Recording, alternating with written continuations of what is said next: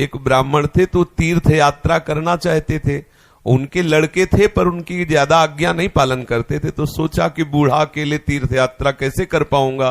तो एक गरीब ब्राह्मण का लड़का था, उससे कहा कि भैया तू इधर उधर नौकरी के लिए भटकता, अगर तू मुझे तीर्थ यात्रा करवा दे तो मैं तेरे खान पान की व्यवस्था और धनराशि भी दे दूंगा। ब्राह्मण ने कहा चलो अच्छा है, आपके साथ तीर्थों का भी दर्शन होगा। तो जहां जहां जाना चाहते थे उन जवान ब्राह्मण बूढ़े ब्राह्मण को ले गया, तीर्थ दर्शन कराती हो। जब ब्रजधाम आया तो उसको बहुत बुखार आ गया बूढ़े को। उसने बहुत सेवा की, जैसे मतलब माता अपने बच्चे की सेवा करती है, ऐसे सब सेवा की उस जवान ब्राह्मण ने। बड़ा द्रवित हुआ बूढ़ा ब्राह्मण, धनी ब्राह्मण था वो।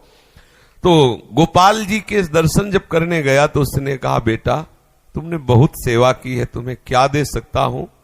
मेरे एक बेटी है, बहुत सुंदर है बेटी और बहुत धन संपत्ति है, मैं तुम्हें दूंगा। बोले देखो बाबा तुम तो यहां बोल रहे हो, घर में तुम्हारे जवान लड़के हैं, हमारी पिटाई करेंगे। बोले हम गोपाल जी को साक्षी करके कहते हैं कि अपनी बेटी का ब्याह तुम्हारे से करवा दूंगा और संपत्ति भी दूंगा। बात हो गई।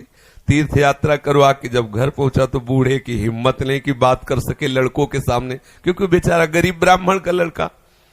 महीना भर सोचता रहा कि कभी न कभी तो सूचना दे, वो तो सूचना नहीं। तो घर गया उनके और बोला देखो बाबा आपने कहा था कि तुम्हारा, तो लड़कों ने धक्का लगाया और 2-4 थप्पड़ लगाए कि तेरी सामर्थ्य क्या है कि तू मेरी बहन से ब्याह करने की बात सोच सके। बोले नहीं बाबा ने कहा था। अब लड़कों की वो स्वरूप देख करके बाबा बदल गए। उनका हमें नहीं याद है कि हमने कुछ कहा था। अब उसने कहा अरे नहीं तुमने तो गोपाल जी के सामने कहा था। उनका हमें याद ही नहीं कि हमने तुमसे कुछ कहा है। पीट के भगा दिया।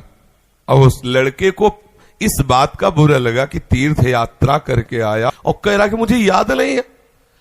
अब मैं अपनी तरफ से तो कहा नहीं था ब्याह करने की, और इसने हमारा अपमान भी करवाया, अब तो ब्याह करके ही रहेंगे। उसके जिद चढ़ गई। उसने पंचायत बुलाई और पंचायत में कहा कि इसने हमें तीर्थ यात्रा के लिए प्रेरित किया, तीर्थ यात्रा ले गया, मैंने इसकी सब सेवा की, इसने ठाकुर जी के सामने मेरे ब्याह की बात कही। तो बोले कोई और गवाही दो तब बात बनेगी। बोले गवाही में तो केवल हम ही और ये बुढ़ा और ठाकुर जी थे। तो बोले अब भाई गवाही तो दो में क्या, तुम जो कह रहे हो कि इन्होंने कहा वो कह रहे नहीं कहा, तो तीसरा चाहिए।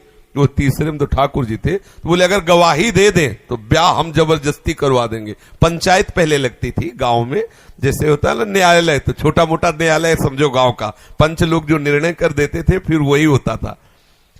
तो बुढ़े से कहा